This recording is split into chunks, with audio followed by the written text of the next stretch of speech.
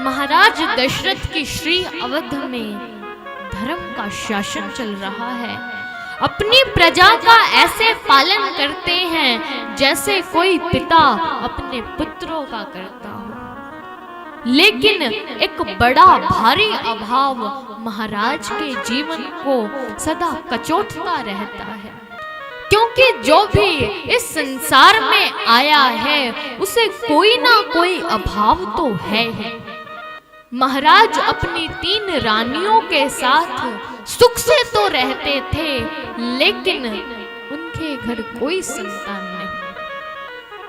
एक दिन अरुंधति जी ने महाराज वशिष्ठ जी से कहा कि महाराज, क्या आपने महाराज दशरथ के बारे में सोचा है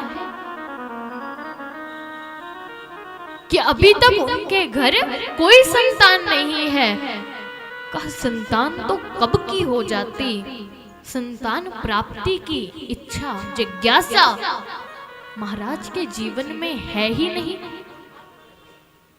कहा, अगर इच्छा मैं जागृत करा दूं तो? कहा, आगे का कार्य हम करा देंगे। अगले ही दिन इस कार्य को रूप देने के लिए अरुंधति जी भवन में आती है और अपने साथ अपने पौत्र वामदेव को लेकर आती है। दोपहर का समय था। तीनों रानियां अरुंधति जी का स्वागत करती है। चारों में बैठकर सत्संग वार्ता हो ही रही थी कि महाराज दशरथ आते हैं।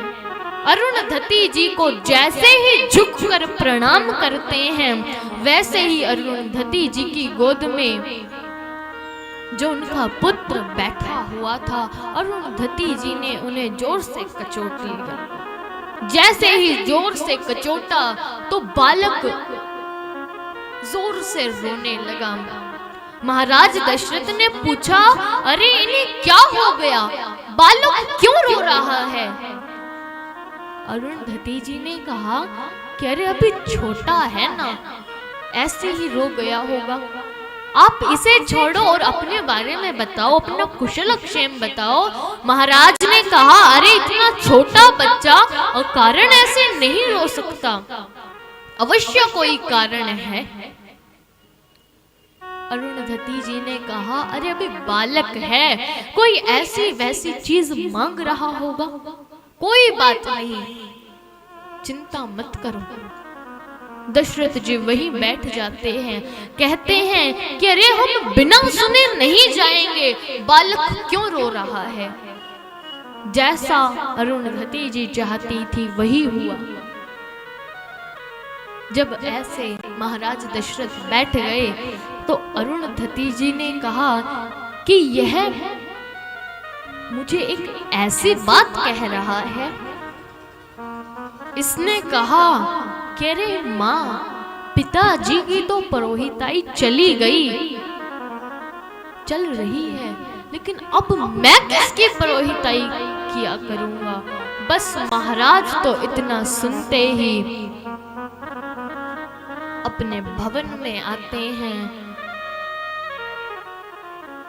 पूरी रात आसन पर बैठकर रोते रहते हैं और प्रातः काल होते ही गुरु के पास पहुंच जाते हैं।